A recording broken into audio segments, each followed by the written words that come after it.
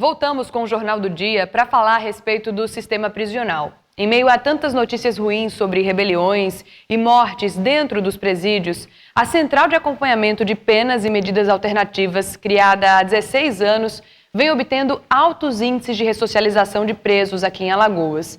Veja com Sabrina Scanoni e Bruno Reis. O IBA é uma das 112 instituições cadastradas na Central de Acompanhamento de Penas e Medidas Alternativas, que existe há 16 anos. Todo o material de trabalho e manutenção do Instituto são comprados com dinheiro de penas pecuniárias. Aqui são oferecidos cursos gratuitos como de camareira e informática. As vagas de trabalho são oferecidas aos beneficiários das penas alternativas. Hoje trabalham aqui 16. Nós temos aqui cursos de manhã, tarde e noite, né? Às vezes até o beneficiário vem aqui, se prontifica em dar aula. Como é que é o desempenho dela? O desempenho é o seguinte, às vezes tem delas que chegam aqui com revolta e tem outros que dizem, não, vamos regenerar. E aquelas que chegam com revolta, a gente procura conversar, explicar que o caminho não é esse, né? Afinal, a justiça está dando uma nova oportunidade, ao invés de você ir para o presídio, está vindo para cá. Tem direito à pena alternativa, o reeducando com bom comportamento e os condenados até 4 anos de prisão. As penas alternativas podem ser prestações de serviços à comunidade e pecuniária em dinheiro ou cesta básica. Em Alagoas, cerca de 3.700 pessoas cumprem penas alternativas. Em torno de 85% são homens. As vantagens das penas alternativas são evitar superlotações em presídios e reduzir a reincidência criminal. De acordo com a Secretaria de Ressocialização e Inclusão Social, apenas 2% das pessoas que cumprem penas alternativas voltam a cometer crimes. A pena alternativa é boa para o indivíduo, para a sociedade e para o Estado. Para o indivíduo, porque ele não sai do seio familiar, para o Estado, que sai daquele custo pesado que é encarcerar a pessoa, e a sociedade ganha porque vai receber de volta serviços feitos por esses beneficiários. Claudizete, mãe de 7 filhos, foi presa por tráfico de drogas. Pegou cerca de 3 anos de detenção. Ela chegou a ficar no presídio Santa Luzia, mas foi beneficiada com pena alternativa. Hoje é faxineira do IBA. Para ela, bem melhor do que estar presa. Para mim eu achei ótimo, né? Porque eu tenho muito filho e preciso trabalhar também fora para ajudar os meus filhos em casa e cuidar deles. É melhor do que estar no Santa Luzia? 10.000 vezes, é melhor do que estar lá dentro. Como a gente viu aí na reportagem, as penas alternativas podem ser uma boa opção para reduzir a superlotação nos presídios.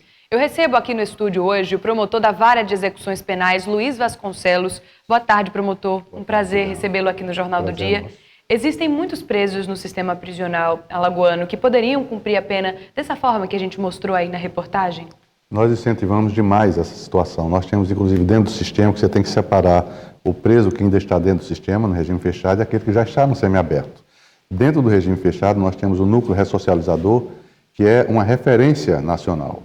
O índice de reincidência na esfera criminal é de 5% daqueles reeducantes que passam pelo núcleo ressocializador. Então, é extremamente importante iniciativas como essa. Neste caso aí, são aqueles que já estão no semiaberto, que fazem esse trabalho, né, acompanhados e que efetivamente abrem a perspectiva de efetivamente se ressocializar. Como é que está a situação hoje nos presídios aqui de Alagoas em relação a presos que ainda não foram julgados? Existem muitos? Existem. Hoje nós temos algo em torno de 56%, 57% dos presos atuais são ainda provisórios. E como já disse no início da entrevista, a esses você não pode oferecer nada nem demandar nada, né? Eles estão lá guardados, custodiados, mas estão sobre a égide de um outro promotor, de um outro juiz, que é o da origem, né?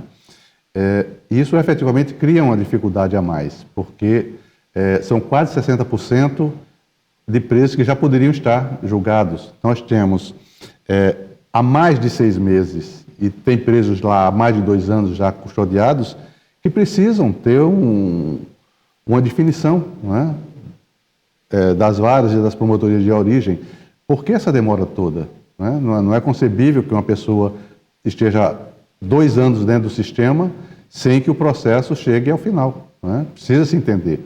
Em razão disso, o Poder Judiciário, o Ministério Público, a Defensoria e a OAB organizaram este mutirão para fazer esta análise. Então, o Ministério Público e a Defensoria e a OAB têm até o dia 2 para fazer essa reanálise de todos esses processos, que tem presos provisórios lá dentro do sistema, vão encaminhar ao Judiciário para que haja a decisão final. Agora, gosto de deixar bem claro para a sociedade de que a intenção não é simplesmente desafogar o sistema, de maneira nenhuma. Nós fomos, aqueles que participaram da reunião foram bem enfáticos no sentido de que cada caso é um caso, você tem que analisar não só a parte formal da lei no sentido do tempo, mas também da periculosidade daquele elemento. Porque a gente não quer desafogar o sistema, mas em contraponto você aumentar a criminalidade. O MP e o Judiciário têm estrutura suficiente para julgar tantos processos, tantos casos? Nós temos Ou a efetivamente... única alternativa é realmente essa força-tarefa? Não, nós temos efetivamente algumas dificuldades. Nós temos dentro do Ministério Público carência de promotores, né? E no Judiciário também. Então você tem algo em torno de 30 a 40 promotores que respondem por mais de uma promotoria. Isso significa que ele só vai nesta promotoria onde ele está respondendo cumulativamente 1 a 2 vezes por semana. E isso efetivamente cria dificuldades, né? Mas tem que se achar uma maneira de solucionar isso, né? Esse mutirão é uma das maneiras, né? Mas isso é para este momento. Precisamos criar metodologias novas. O senhor acredita que esta quantidade de presos que ainda não foram julgados, que é o que acaba gerando aí a superlotação, é o principal motivo para essa crise que a gente está presenciando? Não. Efetivamente, se você tem um contexto a mais do que aquele pelo qual a estrutura foi montada, você cria essa possibilidade, você cria esse acirramento, né? Mas o problema é muito mais profundo do que isso, né? Você precisa efetivamente, o sistema prisional, ser olhado com a necessidade que é imperiosa dentro dele. Não pode ser jogado ao canto dos governos de uma maneira geral, porque você cria homens muito mais violentos, muito mais perigosos. O senhor acredita, então, que as más condições, elas também acabam causando aí esse surgimento de facções criminosas, como a gente tem visto? Não só a superlotação? Não é só má condição, né? Assim, tem alguns que são muito ruins, né? Aqui a gente tem uma situação, diante de quadro de outros estados, até bem razoável, né? Não é a melhor possível, né? Mas você precisa fazer mudanças na própria legislação que possibilite você não só ofertar para quem quer, você tem que fazer com que o homem que está lá dentro daquele ambiente, retido naquele ambiente, exerça alguma atividade. Este homem custa ao Estado R$ 2.500, né? E está lá 24 horas maquinando o que fazer de mal. Então é preciso que a gente dê obrigatoriamente uma atividade para ele, tanto para que ele se ocupe, quanto para que ele ressaça o erário público, né? Promotor, agradeço muito a participação do senhor aqui no Jornal do Dia, os esclarecimentos, as informações. Um bom trabalho para o senhor, viu? Eu agradeço, estou sempre à disposição. O Jornal do Dia, aqui da TV Ponta Verde, emissora do Sistema Opinião de Comunicação, fica por aqui. Amanhã eu volto logo depois do Plantão Alagoas. Aproveito para lembrar que diariamente você assiste aqui na TV Ponta Verde o programa Boletim de Ocorrência às 5h30 da manhã. E agora vem aí o Arena com Júnior de Mello. Uma ótima tarde e até amanhã.